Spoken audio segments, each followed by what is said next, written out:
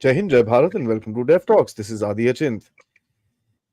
ये जो Maldives में हमारे मुइजू साहब हैं, he has a lot of traits.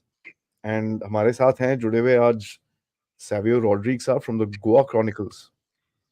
उन traits, those little characteristics के बारे में Savio ने काफी research करा है. I have also quoted you. मैंने आपको बताया था that I'm going to quote you in one of the videos. I've also quoted him in my research with regards to Mr. Muizu. Today, let's dig a little deeper because there is a little bit more sinister stuff that is at play. हमारा जो प्यारा सा neighbor है Pakistan, that guy always looks for trouble. And जहाँ पे भी भारत का कुछ होगा और जहाँ पे भी उसका radical Islamic influence होगा वहाँ पर पाकिस्तान जाके obviously he will stand. So let's try and understand from Mr. Savio Rodrigues, who's here today, कि भाई what is this sinister game that Muizu and Pakistan are planning to play? Because there are certain evidences from previous games as well, right? Namaskar and welcome. Adi, thank you so much for having me on your show again. It's always a pleasure. Uh, Obviously, what we're going to be talking about is what we have written about in the Goa Chronicles. हमने बहुत से investigation किया है मोजे के बारे में और मालदीव्स के अंदर जो हो रहा है और सबसे हैरान बात है कि ये नया नहीं है जो इस्लामिक रेडिकलिज्म जो हो रहा है मालदीव्स के अंदर वो एक नया चीज़ नहीं है वो पिछले 20 साल से हो रहा है और उससे ज़्यादा भी. In fact, if you actually look at the Mumbai 26/11 terror attacks that happened, which were dastardly attacks committed by the Lashkar-e-Toiba on Indian soil, we have investigated and found out that there were Maldivian hands as far as the Mumbai 26/11 attacks were concerned, the terror attacks were concerned. Now, this was confirmed by none other than the former president, Mohammad Nasheed himself, in an interview that came out to an Indian newspaper way back in 2009 and 2013. The names of the two people that we have identified from Maldives that were involved in the Mumbai 26/11 was a gentleman by the name of Ali Ashma. And I'm being using the word gentleman in a bit of sarcasm, right? Because they're not gentlemen, they're terrorists primarily. So Ali Ashma was a terrorist that was responsible for providing the weapons and the components that were required to execute the terror attack on Mumbai 26/11. Ali Ashma's interesting aspect was also found out when there was the terror attack that happened in Bangalore at the Institute of Sciences in 2005. The other gentleman that we named, which has never come out, his name has not come out in any media reports or any intel reports, was the involvement of a man by the name of Zillian, Mohammed Zillian. Now, Zillian was interestingly also in Bangalore around the same time in 2005 when Ali Ashma was in Bangalore. So you know that when the Bangalore attack happened, there was not a single ability for the authorities at that point of time to catch the main mastermind behind the Bangalore terror attack. The main mastermind or masterminds are still at large. Now, Ali Ashma was somebody who was directly involved. And this was revealed by none other than Sabauddin when he was being interrogated during the Mumbai terror attack that happened in 2008. Right? So he revealed the name Ali Ashma to it during the time of his interrogation. Now, Ali Ashma and Mohammed Zillian, like I said, Zillian was also in Bangalore. He was studying in a university in Bangalore. Ali Ashma was also in Bangalore, and that's how their connection happened. Now, intrinsically and interestingly, both of them trained at Murdike which is an LET training camp, and they went through the two processes of terror training that LET provides to people who are part of their unit of terrorism. Now, Zillian was given, while everybody in the world, including all intelligence agencies, were aware of David Hadley's role as far as the Mumbai 2611 was concerned. Not many people know that the second headsman was Mohammed Zillian.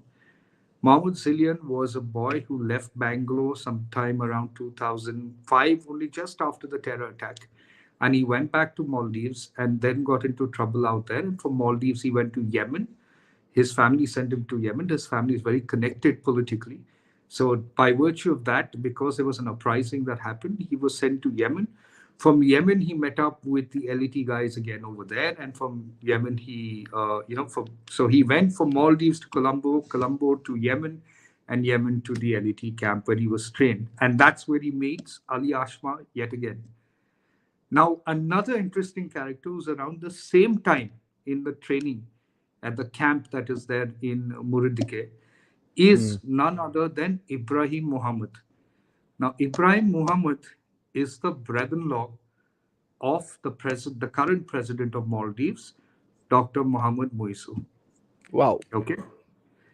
Now, Ibrahim Muhammad has a brother whose name is Sheikh Abdullah bin Ibrahim Muhammad Ibrahim, who is the head of the Jamayat Salaf in Maldives. Jamayat Salaf is a radical organization who are very instrumental in recruiting terror operators for LET, Al Qaeda, and the ISIS. He is the brother of Sajida Muhammad. Sajida Muhammad is the wife of uh, Muidu. Dr. Muhammad Muisu. So you have two brothers. One is of Sajida. One is Ibrahim Muhammad, who's the brother-in-law, who is the brother of Sajida, and you have Sheikh Abdullah bin Muhammad Ibrahim, who's the head of Jamiat Salaf. Hmm. Now, one is trained in LET, one is extremely radical in his approach. And that's how the connection we brought out to President Muisu. Now, President Muisu was none other than the sidekick of Abdullah Yamin. Yamin. And Yamin was also very, very, prolific as far as his anti-India stance was concerned, number one. The growth of radicalism went to a next level when Abdullah Yamin was around. True. Jamiat Salaf got huge strides around that time, and they continue to get huge strides now. So from 2005 all the way to 2012, they were very, very active, and around till 2013 as well. Then they remained a little quiet, and then again now they've come up to turn up the heat. It's an extremely radical organization. Now, why is it important for us as India to be careful about the role of Maldives? Because in 2010, when the international community was putting a lot of heat on Pakistan for the involvement on the Mumbai terror attack, the LET needed to have a new dominion or a new place or a new hideout for the operations and the plans to continue. And that hideout that they had identified was Maldives. Wow. Okay. And by doing that, the real growth of the LET happened while there might be various other outfits that move within the terror circuits. The Pakistan's ISI controlled terror outfit is the LET, and that is where Maldives comes into the picture. So if you were to track every single record, you will see that there is a Maldivian hand in some attack or the other, because they've been trained. Now, Ali Ashma and a man called Faisal Haroon, who's a Bangladeshi LET operator, was responsible, like I said, for the weapons and the components that were required to execute the terror attack, which happened in Mumbai on 26/11. Faisal Haroon and Ali Ashma, Mo Ali Ashma, was responsible for the South India area of the LET in finding, recruiting, indoctrinating people. Now, how did I get into all this? Last year, towards the end of September, the Delhi Special Cell raided after watch a terror operator by the name of Mohammed Shahnawaz. Now, Mohammed Hmm. Shahnawaz is a marine engineer. Uh, and by being a marine engineer, and sorry, a mining engineer, not a marine engineer, he's a mining engineer. And he had two other friends with him. One was Arshad Warsi, and the other one is Muhammad Rizwan Ashraf. And the three of them were first it was Shahnawaz. Shahnawaz got in touch with a Maldivian woman on Telegram channel, and the name of that channel was Caged Parrot. Through Caged Cage Parrot, parrot. Caged Parrot. So through Caged Parrot, he came in touch with this Maldivian woman who was the admin of that particular Telegram channel, and they obviously started conversing, and then the indoctrination process started. So the first step of the indoctrination was when they started to show him videos and atrocities committed on the Muslims, especially the ISIS fighters in Syria at that point of time, and various other, especially across the border. So Mahmoud Shahnawaz did two things through a Kerala operative of his, operative or say an accomplice at that point of time, where he first transferred or donated 40,000 rupees for the Al Hawal camp, which is the camp, the ISIS camp on the Iraq Syria border. The next transaction was for 1 lakh rupees, again to the Al Hawal camp in the Iraq Syria border. And after that, you had the indoctrination getting intensified, and they wanted to know how more can ISIS and its doctrine be spread in India. That's when Shahnawaz got two more friends of his, which was Rizwan Ashraf and Arshad Warsi, to be a part of this team. And then they met other people who were a part of the ISIS operations in India, the sleeper cells that exist, which also this lady then introduced to her brother, who's another ISIS operative at that point of time, My right? God. So they get indoctrinated, and then this team of three people, including the others that are now slowly coming into light, did Reiki on really three main places. One was the Ayodhya. In particular, the temple was, we don't know that for sure now, but certainly Ayodhya was number one on their target. But Number obviously. two was the Akshardham temple. Hmm. Number three was the Chabad house in Mumbai.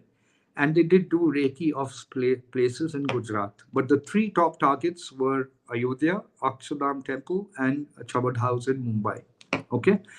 Now, when they were caught by the Delhi Special Cell, that is Mahmoud Shahnawaz, Mohammad Rizwan Ashraf, and Arshad Wasi, when they were caught after the Delhi Special Cell an eye on them for over a month and a half to two, and when they raided them, they were actually caught with IEDs and detonators that were available.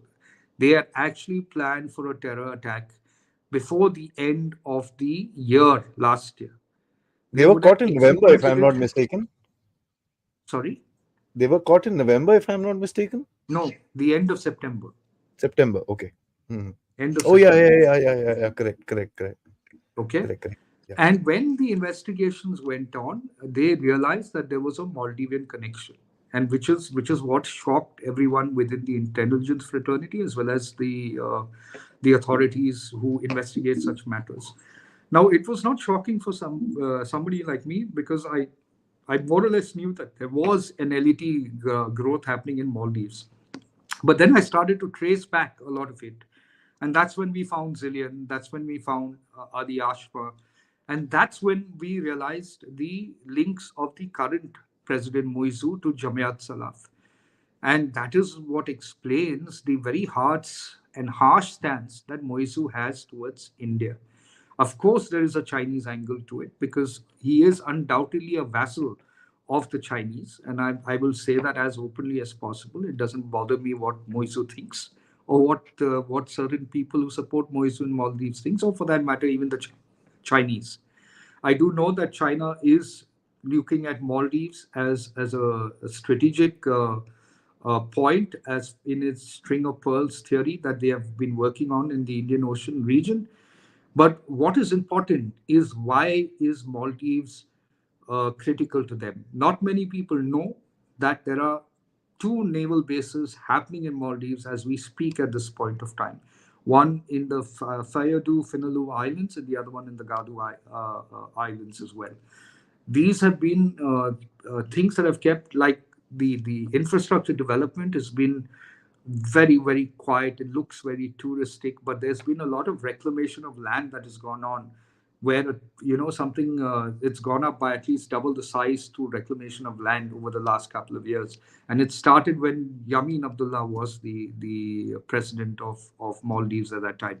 But Maldives is primarily like an archipelago with lots of islands. So, nobody Mm. knows from the center what's happening in another part of the island. But China's got a huge focus area. It's also the reason why they need a lot of their surveillance ships, as they call it, to move and dock in that area, which is why this morning, one of the surveillance ship that has been under question over the last month or so is docked at the Malay port in Maldives. But more than the Chinese, and Chinese is a threat, and we must see it as a threat. The influence of Islamic radicals. Now, let's look at what happened on Jan 14th. On Jan 14th, 24 ISIS operatives that were there of in the Al Hawal camp in on the Iraq-Syria border, and their families were brought back to Male. Now, they were brought back to Male by a plane that was paid for, a chartered plane that was paid for by the Maldivian government itself. Wow. Okay, that is point number one. There are 243 operatives, ISIS operatives, that are housed in the Afghan jails. Dr. Muizu is working to ensure that these 243 ISIS terror operatives and their families are brought back to Maldives. Now, obviously, to somebody who tracks terror operatives across the country in the interest of my country, I'm a little worried that these terror operatives are going to be now housed back in Maldives with absolute patronage by the government of Maldives, the current government of Maldives, because why else would you bring them back, right? So they were sent from Maldives through indoctrination that happened through organizations like Jamiat Salaf. They're being brought back, I believe, though there is no evidence yet, through probably the insistence of organizations of Jamiat Salaf. After all, they were trained under them, they were indoctrinated under them, recruited under them, and sent to be a terror operator. Right now that Muizu is in power, they put on a cleaner image. That's all. Mhm. The devil does not change, even though no matter how much well he dresses up, he continues to remain the devil because of the acts of evil that are perpetrated by him, right? It's the same thing with Dr. Muizu. Dr. Muizu is nothing but a vassal for China, but even more dangerous, he is a shoulder that terror operatives, that is the LET, the ISIS, and the slowly re emerging Al Qaeda, will be using as far as India is concerned. And which is why, when you see organizations like PFI and the Popular Front of India, you assume that they have been banned, but they have not been dead. They are only banned. They will resurface again, and that's when you will have hands of Maldivian terror operatives working with organizations like them in a new phase. Now, you need to also understand the psychology of a Maldivian terror operative vis-a-vis a Bangladeshi or a Pakistani or even an Indian terror operative. Maldivians are considered to be very good fighters and extremely good as far as naval based warfare is concerned. They understand they grow up in What? islands, they understand coastal living, they understand how to maneuver coastal boats. They're extremely good on that. If you remember, the 26/11 terror attack had something to do with boats because they came through the boats, right? Now, nobody really investigated or found out what was Maldivian hands. We've put out two Maldivian hands at this point of time. I am willing to say openly on your thing, there were on your channel, that there will be more than two Maldivian hands, but we haven't got that information yet. There is a concentrated effort in the south of India where there is a huge influx of Maldivian, Bangladeshi, and Pakistani terror operatives from LET and ISIS in operation. There are about 800 to 1,000 Maldivians in many parts of South India, which we don't know whether they are good or whether they are bad, so I don't want to judge them. But if I can find that a Mohammed Shanawaz, who's a mining engineer, gets indoctrinated over a couple of months where there is a Maldivian woman involved, then I have to be a little alert, is what I've been telling the Mm. concerned authorities in the government, which is why the stories that we did on Goa Chronicle has shocked everybody at the extent of the information that we have managed to uncover. Now, why does it benefit Maldives? See, a large section of the people in Maldives portray Maldives to be a tourism haven. But Maldives, yes, because it's so large as far as the islands are concerned, you don't really see the actual terrorism that is mushrooming over the last 20 odd years in Maldives. Maldives is an Islamic nation. It is not a liberal nation. They are very, very strong and moving aggressively and assertively to enforcing Sharia laws over there. Yeah. And that is why they show you two faces of them. One is the lovely beaches and the fantastic looking homes and hotels, but that is a fugazi, as you would call it. It's an illusion. The reality of Maldives is that they are basically a terror hub for terror organizations because, well, it was the most easiest place to go. Also, because Sri Lanka, if you notice, Sri Lanka over the last couple of years, after they had the terror incident happening with them, gotten to be more close to India because they required India to bail them out of their financial debt, Yeah. which they had Yeah. with China. And they were willing to trust India in getting them out. Maldives in Muizu is not going to trust India. He believes that China is with him through and through. And of course, China will be with him. I have no doubts in my mind. But I also know that China will take entire Maldives by the end of the debt trap that they have spun around them.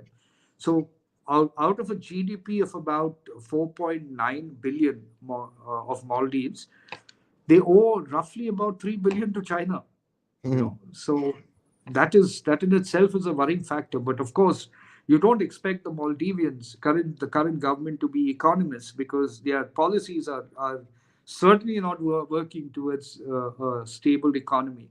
The arrogance of Moizu when he came after the visit to China was a clear indication of his mindset when he said that, we will not be bullied. And why did they react? And that's what I found the most humorous of all. The reaction was they reacted to a post put by a social media person on Modi being in Lakshadweep and comparing it to Maldives. And then you had three ministers who come and make unnecessary comments on the prime minister, and of course then India reacts and online, and after that offline, and that's where they get hit, and then Indian tourists don't want to go there, right? And rightfully so, we got an opportunity to bring out the most important aspect at the time when the country was paying attention to it, which was the fact that Maldives is a terrorism heaven, and it's also the breeding ground of the future terrorists in this region. Yeah. Yeah. That's true. So One of the biggest things for me, the reason I wanted to talk to you about, although China is a threat, there's no question, but China can be handled. What China is doing, and of course, with the Chinese ship there, there is a Operation Dost which is happening there with regards to maritime, small little maritime exercise between India, China, and Sri Lanka, India, Maldives, and Sri Lanka, and our troops have landed in Maldives today morning at the same time. correct. So that's very interesting. But my problem is not that. My problem is the state of Kerala, right? Okay. There is a lot of issues there. You had incidents in Lakshadweep as well, and I don't want to get Correct. into the politics of it. The problem is not the politics of it. The problem is the use of the politics of by these characters to actually swig into the state and create a lot of chaos. And we know what's happening in Bengal right now because of the Rohingya. So there is a bit of a challenge as far as internal security is concerned, and that is what concerns me about Maldives. So, well, let's look at it this way. No, you had Ali Ashwa, who was in Bangalore. You had Hmm. Mohammed Zilian, who was studying in Bangalore. Yeah, that's What true. was That's the true. what was the reality of their lives? They were terror operatives. They Hmm. trained later on in a LET terror camp. So Hmm. the greatest worry we should be, and as a nation having, is how many of these sleeper cells exist in India at this point of time. Because Mohammed Shahnawaz, who got caught in the end of September, happened under watch. Now, how many Mohammed Shahnawaz, Mohammed Rizwan, Ashraf, and Arshad Wasi are around? That's the real worrying factor because for a long time our focus has been Pakistan and it should continue to be Pakistan. But LET, besides knowing the fact that Pakistan is the hub and people will be focusing on Pakistan, nobody focused on Maldives. And Maldives has been breathing terror operators. They are the front warriors in the ISIS. Do you know why? Because Maldivians are great fighters.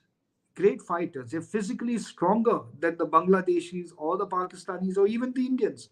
So, on the front line of ISIS operations, you will always find Maldivians.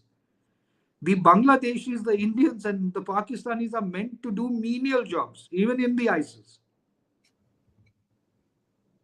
Okay, they're not necessarily the warrior types, Oh no. right? So the Maldivians are the ones that are extremely strong. And this is what Moizu wants to bring back. Yeah. 243 from the Afghan jail and 24 from the Iraq Syria border, which is already brought back. How many more are there? Maldives is about gangs right now. The Kuda and Veru gang is one of the strongest gangs out there, completely under political patronage.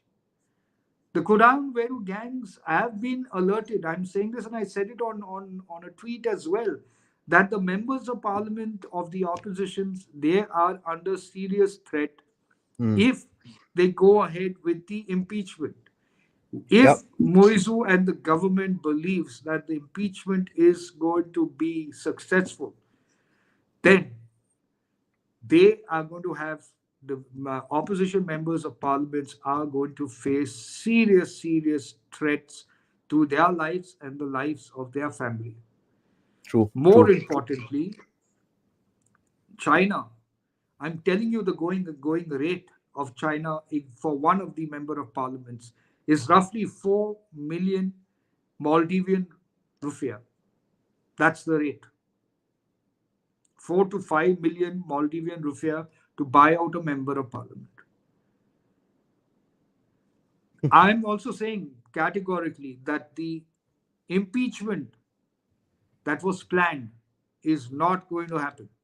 No, China has that was evident completely in that they did yeah, that small little vote right now, no, for putting the impeachment process forward.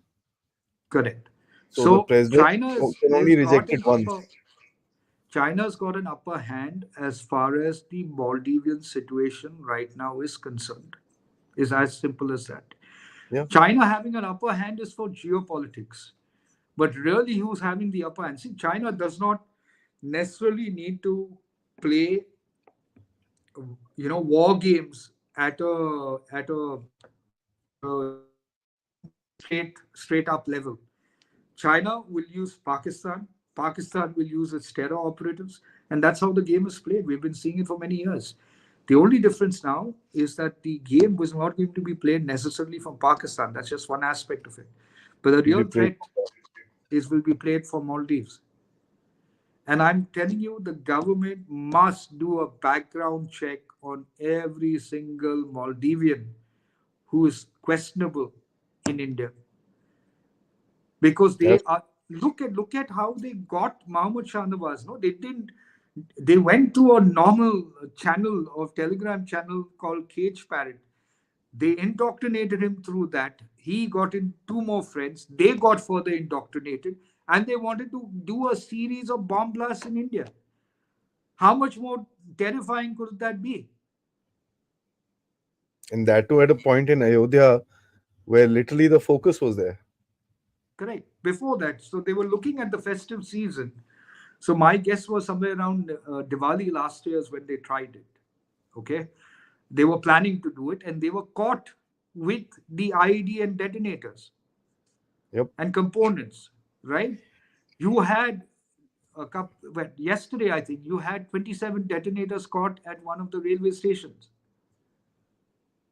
We are still investigating what's going Pune. on there. Pune. Right? So please ask. We should ask ourselves: are we really safe at this point of time? The answer is yes, we are, but we have to be alert because the Islamic radicals, Pakistan, and China will not want Modi for the third term. Can I add leftists into it, please? Of So course, it becomes my of course, favorite saying, Sino-Wahhabi leftist alliance. correct. So they are definitely you. And for me, I've been tracking terrorism for the last several years. Yeah. And when we go down deep into the rabbit's hole, as you call it, we see it, we know it. I can even tell you where Ali Ashma is at this point of time. I can tell you where Mohammed Zilian is at this point of time. As in, what I knew about a couple of days ago, he would have moved by now.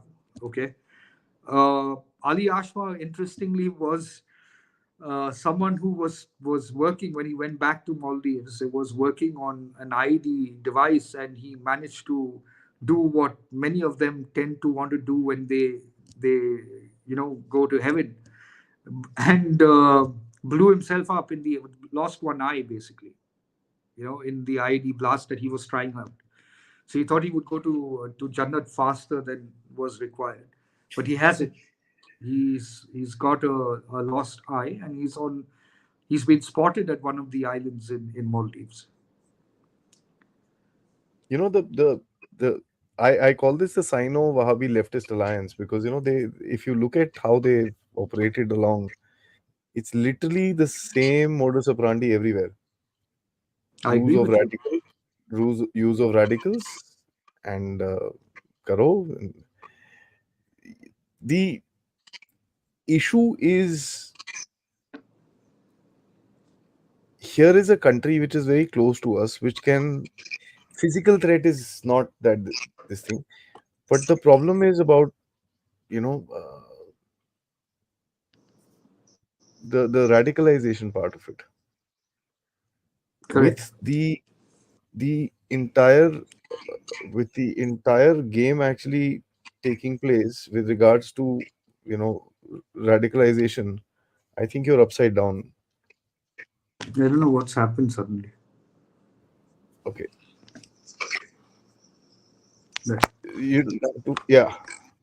No, you can flip the yeah, phone. I mean, Ah, yeah. you're back. So with the radicalization element, it becomes quite a challenge to kind of fight because this is not a overt ground threat. No, it's a How do you covert. fight an ideology? How do you fight an ideology? It's very difficult. And this is something I said about the Israel war as well. I said, you can beat the people, fair enough, but you can't beat the ideology. It's very difficult to do that.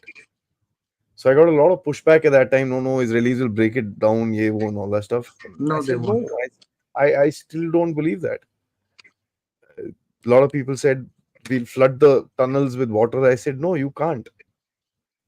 And evidently they can't because common sense states that you can't do these things. These are difficult things to carry out. Flooding a sand tunnel with water is like, I mean, trying to drink water by filling it into a piece of cloth. It's going to just flow through. Correct. But the problem is, as I said, radicalization is the main thing, and we saw an incident in Lakshadweep, right? Correct. And that was very evident. Now let's look at the silver lining a little bit. The last 5 minutes before we take some audience questions. The silver lining is that Maldives can soon go the Sri Lanka way faster than we think. I mean, they had. No, I'll tell Adi, Mm. you need to. I somehow don't agree with that premise that even some people within the government have. Okay, and I'll tell you my reasons Okay. why. Hmm. So Sri Lanka is an island that is from a geographical point of view connected. Okay, it's all connected in one contiguous place. Okay, so it's easy to control a contiguous area that Sri Lanka is. So Correct. people are able to communicate with each other. They know the outcomes. They know the probabilities. They know the threats. They know the things that are not that will not be threats. So it's easy to control. Maldives is not that way geographically. So what an island must be up to, the guys in another island will not know, Hmm. right? So each island, because even if you look at the members of parliaments that represent certain areas in those, they only they come to Male for the parliamentary sessions, and then they go back to their representative islands that are there, right? True. So you really can't, it's not contiguous. So it gets to be a intelligence nightmare to track everyone, right? So also information flow, like I was telling the Maldivians, a few of the people that I'm connected with, to confirm whether there are these naval bases, and they sitting in Maldives themselves do not know that there are two naval bases, and people in power, no, it's not. I said, then you're lying. If you don't know, you're either stupid or you're lying. So it's why, what would happen to Maldives? See, China will not allow Maldives to go the way of Sri Lanka, number one. Hmm. Secondly, Maldives government to control is really roughly about a 200, 300 crore exercise. Okay. That any of the Indian multi billion companies can control if they wanted to. They can go and buy out everybody over there. So, Yeah. how difficult it was going to be for China? China was not going to make the mistake they made with Yamin. Please understand that. Yamin got carried away in his power, that he didn't realize that the carpet under his feet was slipping or shrinking, whichever way you want to look at it. Muizu is somebody, don't underestimate Muizu. I keep saying that over and over again. He's not dumb. The reason I No, went no, no. after him, the He's reason not. I went after him is because I see him as an adversary. If he was a politician or a leader that could have been knocked out that easily, I wouldn't have even broken a sweat over it. I only come into a picture when I have to go and crack and investigate the toughest of the guys. So in his favor, actually, he looks naive. He pretends to be naive. His circle of ministers are definitely, some of them, absolutely promiscuous. Okay, so there is a lot of dirt on all of them. But he, along with Jamiat Salaf and the other terror operatives and China, is a deadly combination that India needs to be alert about. Yeah. The victory on social media is not going to bother this guy. It would bother his ministers, no doubt. Because if it bothered him, he wouldn't have come out and very subtly give India a threat. That's something which kind of, bugged me as well. Why is this guy doing this? It's a death nail for his country. As No, far he's as, not. That's what I'm trying to tell you. He yeah, yeah, believes. yeah. See, please understand. I come back to the China's string of pearls. If you look at all the outposts that they have about 20 outposts right now around the Indian Ocean region. The only critical element that got stumped because Yamin moved out, and then you had Nasheed, then you had Ibu Soli come in, or these different governments come in. They have not managed to complete the naval bases. They need Hmm. Maldives for that. And Sri Lanka is already more or less put its foot on China and India, so they can swing either way.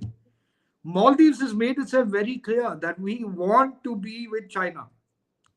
They have even come out openly as far as the Indian forces going out. Why? They're being aggressive. You're only aggressive when you know that there is a power backing you. And I'm Yeah, saying yeah, this again, Muizu is not stupid. The MDP, the Democrats, all of them will assume that you can take on Muizu, but they don't realize the power that is behind Muizu. Muizu has got China along with him. Muizu has got Turkey very subtly around with him. They will all show their face in times to come. Every Islamic nation that wants to inflict a wound on India will gravitate to Maldives. that's true. They will become the focal point.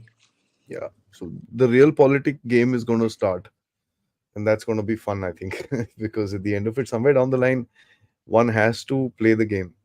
And I always say this, and some people in my chat, in my channel, get irritated. Why do you call geopolitics a game? It is. It is What a else great is game. it? It is a game. I mean, you play it well, you win. Otherwise, you get relegated to the dustbin of history.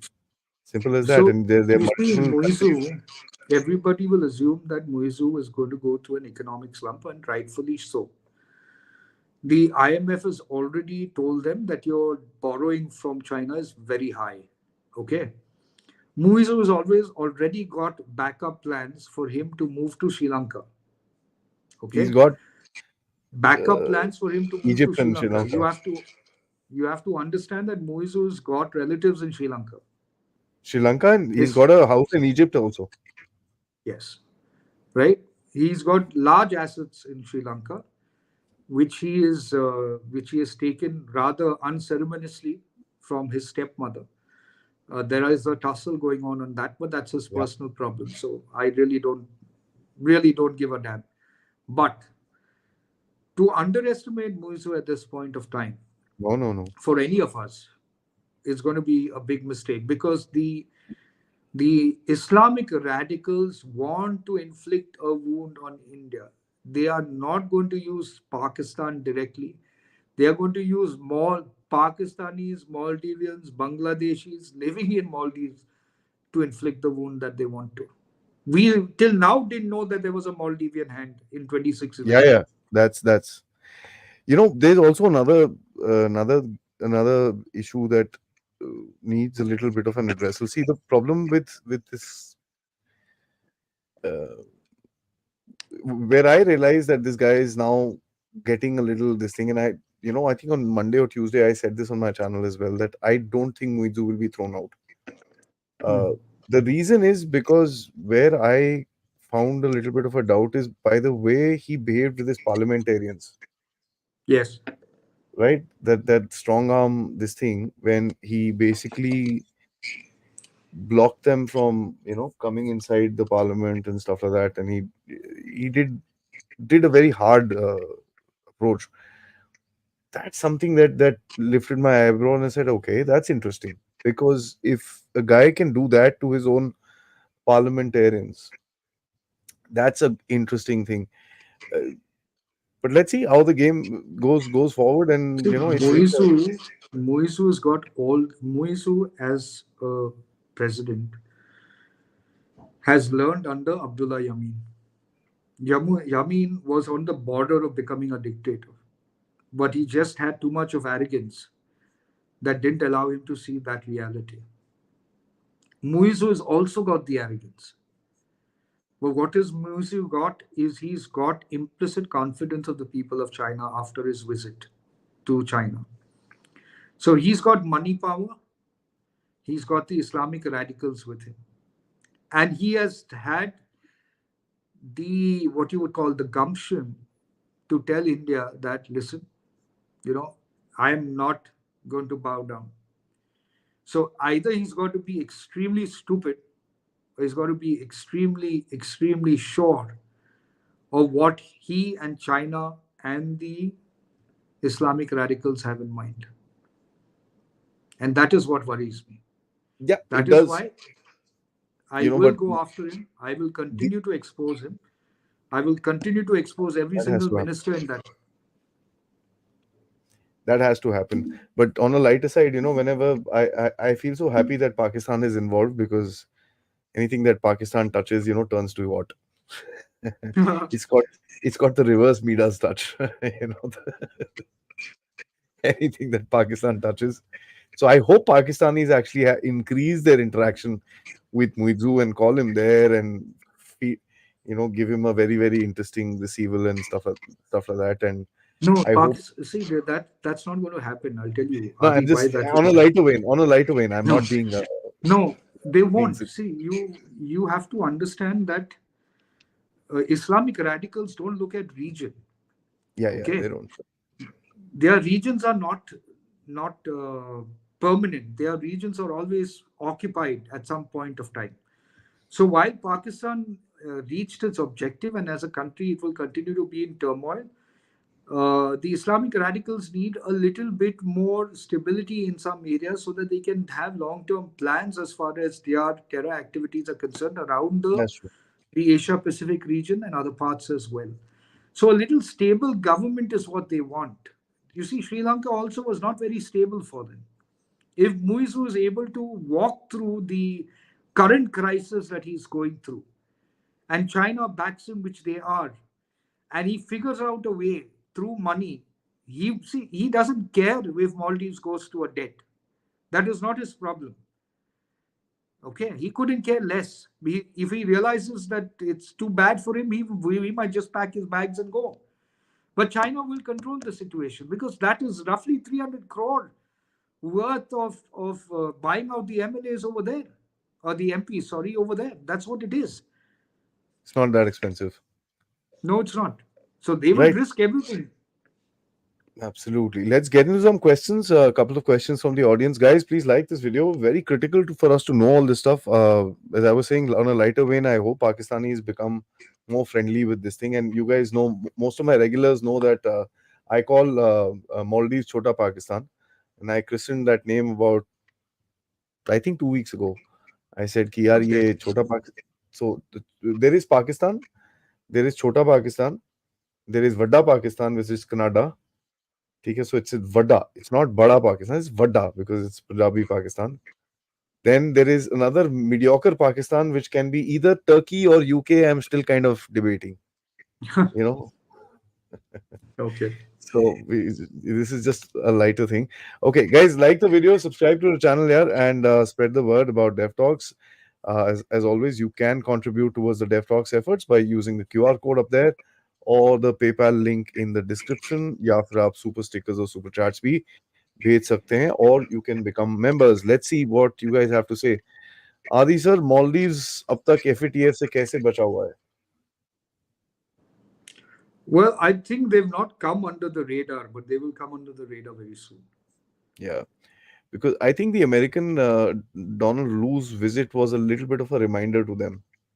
Correct. Calm down, calm down. Don't cross a line, because that's what it seemed like, and the language that this guy gave, Donald Lu gave, was seemed like a very subtle warning. So let's see. True. Agastya says the way Bikaris influence their radicals in every country. I'm now scared about Bengal. So Bikaris is of course Pakistan. Well, I would also be very troubled about Bengal. The West Bengal region is very critical to India.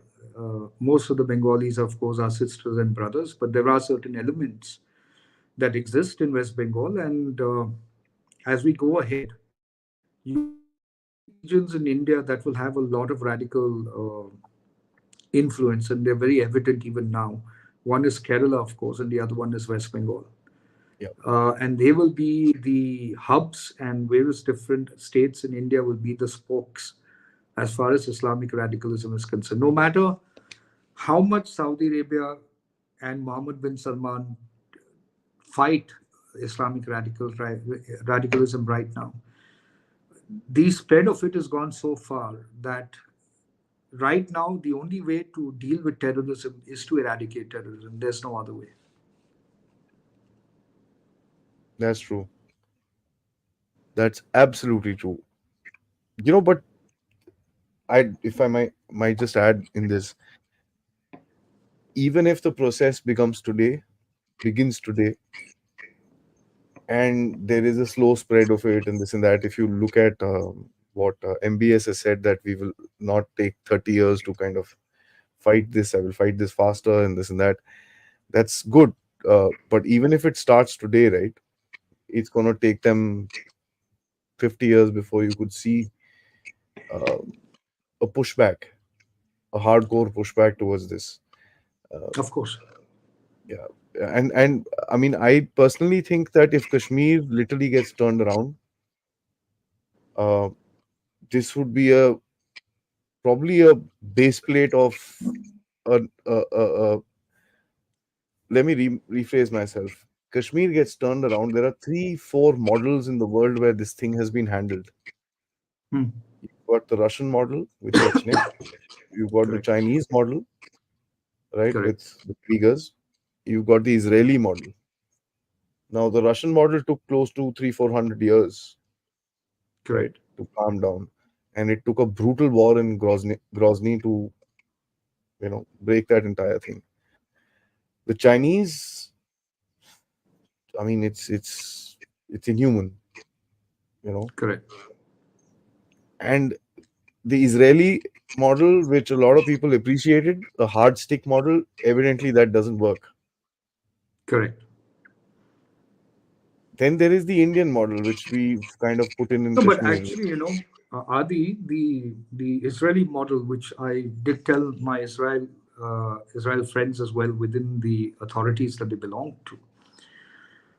If you look at the model that Israel followed after the war that they had in Gaza 10 years prior to what happened in October, they decided that making people living in Palestine and in Gaza, for example, to have economic activity to transform themselves. Okay. They wanted them to earn money. So because they earn money, they wouldn't be radicalized. They would work. An idle mind is a devil's workshop. They thought an economic activity would be able to get them to get away from terrorism, to get away from the hate that they had for Israel. Unfortunately, I mean, with all due respect to every person that works on strategies, you're missing the point. The economic activity is not going to change their radical mindset. It is only going to fuel the fructification of the radical mindset into a radical act. So if you Because, want to make a difference, you have to yeah, make the difference right at the onset of the radicalism, which happens within the madrasas. That is the only place that change can happen.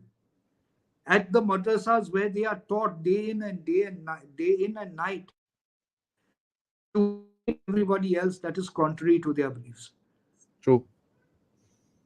And that is why when I said that to somebody from Israel in a discussion, he was like, that's we were trying to reform. I said reform does not happen.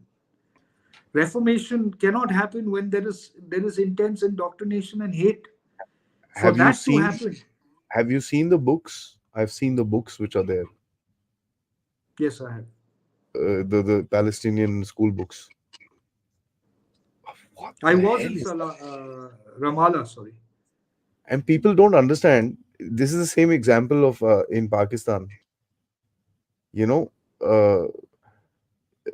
what there is a C is chore, where there is a Hindu guy shown with a tika and a bodhi, Yes.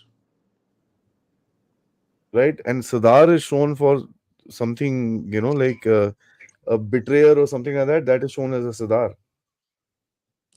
in Pakistani textbooks even today. See, the problem with radicalism is you need to understand the long term strategy of what is considered to be the Islamic Brotherhood. Okay. The first strategy, of course, was to populate, which is what you're seeing happening in most parts of the world, particularly Europe. Okay. After that, you had the troubles that were created by Islamic organizations in the Arab world itself that led to further refugees being coming out. Those refugees then went and polluted other parts of the world. So that's population number two. So, what in hindsight is happening is that certain sections of the Arab world will become the new Europe, while Europe will turn, because of its liberal policies, into a desolate desert of terrorism and absolute slump in economy. And that will happen. If in the next 15 to 20 years, that's bound to happen. Yeah, Batraji says Sardars are shown as Zalim. So there you go. That's sad. That's in Pakistan. Adinath ji, thank you so much. He says Pakistan thought they could control Taliban. Now they're paying the price. Maldives is next. This is one point I wanted to actually close with. Thanks, Adinath ji, for bringing this up because radicalization is a very interesting thing that you have. It's a double-edged weapon. It kind of fires back. Of course. Yeah, so Pakistan is going to pay the price for it, of course, once again. But yeah, any thoughts that you have on this? See, Taliban is a terror organization and it will continue to function like a terror organization. Like I said, you can wear the sheep clothing, but the wolf within you doesn't change. Okay. So while Taliban is now getting into governance, getting into relationships with India and other parts of the world, the reality of the situation on the ground for basic human rights like women, for example, still continue. The Oh world, yeah. unfortunately, the organizations like the United Nations, countries, because of political reasons, are actually very cowardly when it comes to dealing with radicalism. Europe and the West, for many, many years, because of their liberal policies, thought that reformation is the route as far as radicalism is concerned. And that is absolutely wrong, and it is proved wrong, and it will be continue to be proved wrong. The Hmm. real way to deal with radicalism, I'm saying it, I've always been saying it. I know my life is in danger because of these radicals, and it's happened many a times. But radicalism and Islamic terrorism can only end if you eradicate it. Simple. There's no ifs and buts in it. You just have to eradicate it. There is no liberalism taught in it. There are no human rights. You cannot negotiate human rights with somebody who is going to take a life of an innocent person. Please understand.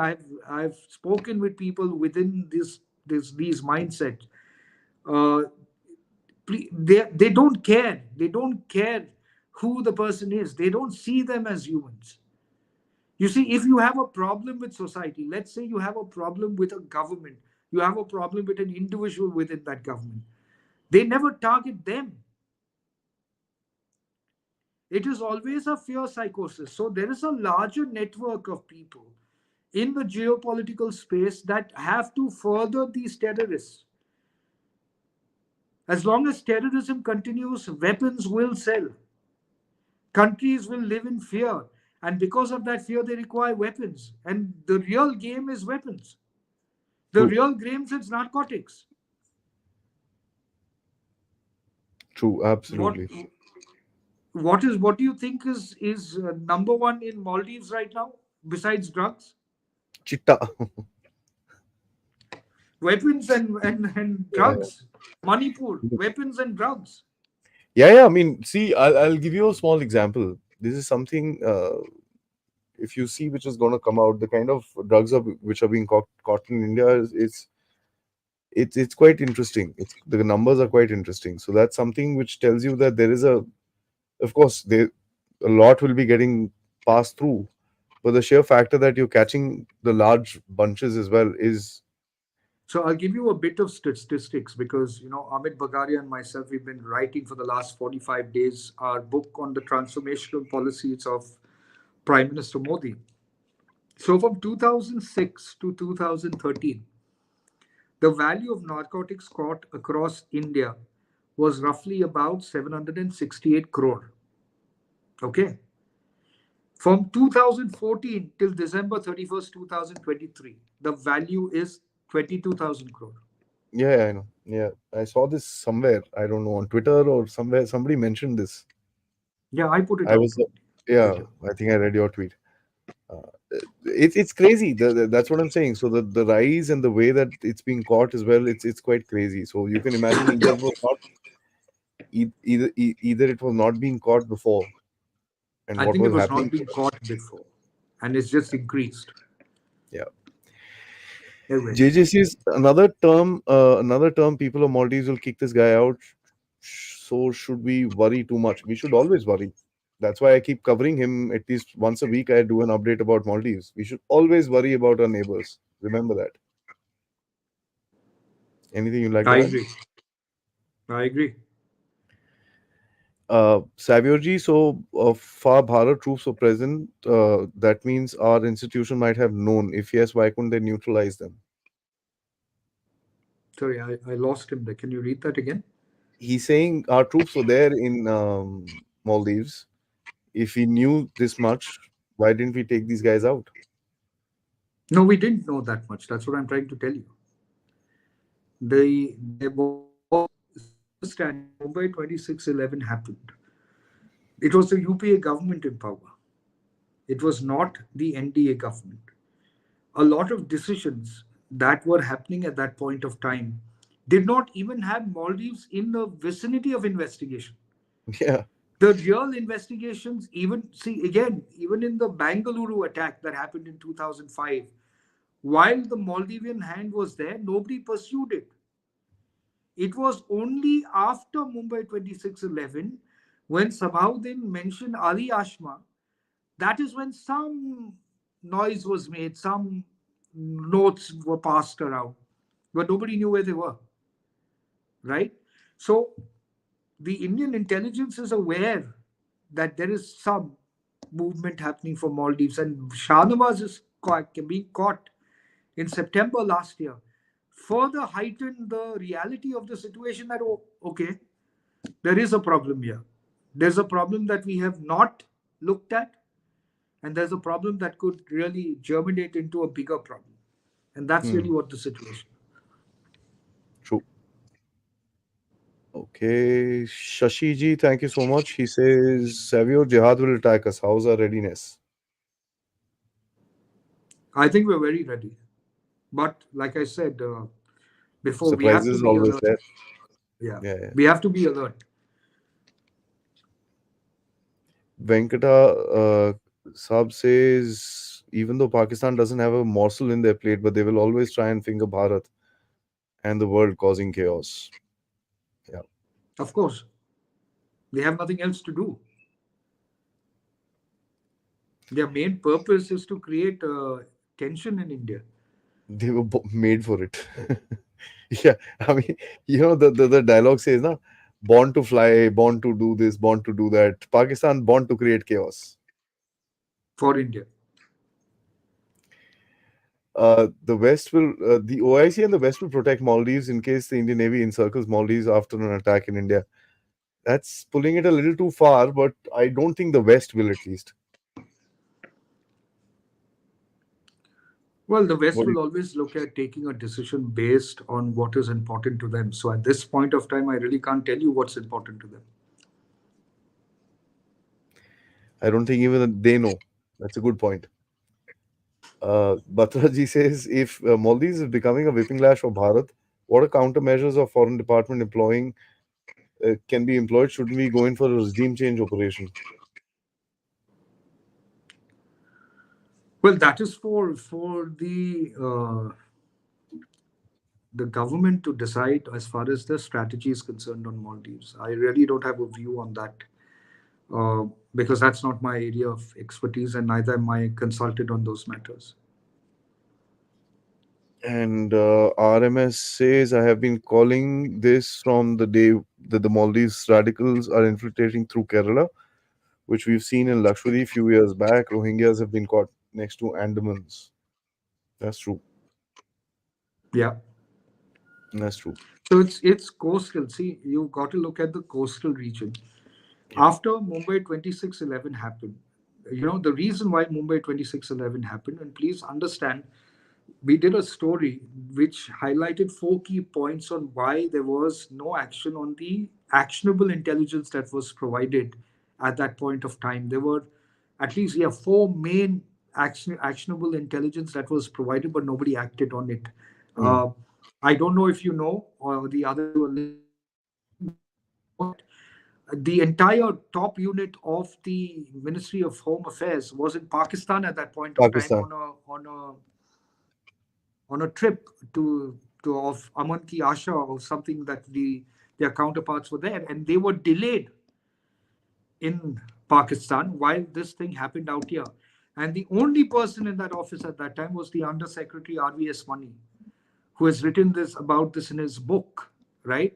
So RVS Money at that point of time, if I clearly remember my conversations with him, highlighted this aspect of the four points that were not acted upon by the government at that point of time.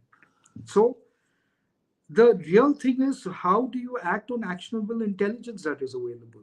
And this government, what I know, is extremely alert on these matters, because they also know that if there's one thing that needs to be created in India to swing any favor, is a terrorism attack, Yeah, which will that's lead true. to a communal conflict. That's true. That's true. That's true. I mean,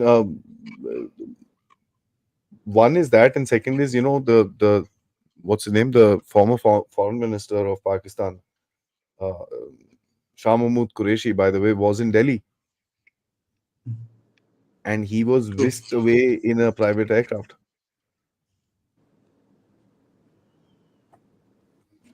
These are things people don't know about, and someday I guess it will become common language, common knowledge, that people will know about it. That our people were stuck there. They were taken to, I think, Muridke or something like that, for a evening barbecue, Correct. and foreign minister of Pakistan. That time he was in the foreign ministry, but he was not the foreign minister. He was Correct. here in India, in Delhi, and overnight he was taken out. So, Correct. Savio Saab, thank you so much for joining in. This My was pleasure. a fantastic discussion. I mean, you guys are doing fantastic work as far as Maldives is concerned. Thank I you. do follow everything that you write, and I guess it's important that neighbors or people that are anti-Bharat need to be studied, need to be verified, need to be checked, and actually the countrymen need to be told that this is what we're dealing with, and this is how we should kind of deal with it further. And of course, with the public discourse, you also can get better ideas and inputs for Correct. the government to do stuff. So thanks so much for this discussion. Pleasure. I'm sure a lot of Namaste. us will benefit from it. Thank you. Jai Hind. God bless. Jai Bharat.